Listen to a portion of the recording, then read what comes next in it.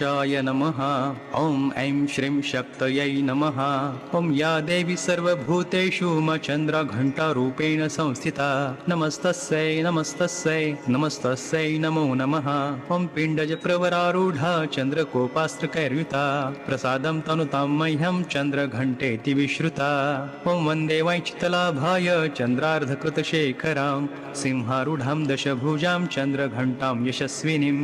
ॐ कैञ्जनाभं मणिपुरस्थितां तृतीयदुर्गां त्रिनेत्रां खड्गगदा त्रिशूलचापधरां पद्मकमण्डलु मालावराभयकराम्। ॐ पट्टाम्बरपरिधानां मृदुहास्यां नानालङ्कारभूषितां मञ्जीरहारकेयूरकिङ्किणीरत्नकुण्डलमण्डिताम्। ॐ प्रफुल्लवदनां बिम्बाधरां कान्तकपोलां तुङ्गकुचां कमनीयां लावण्यां क्षीणकटिमितं ॐ आपदुद्धरणीं त्वं हि आद्यशक्तिः शुभापरा अणिमादिसिद्धिदात्री चन्द्रघण्टे प्रणमामि।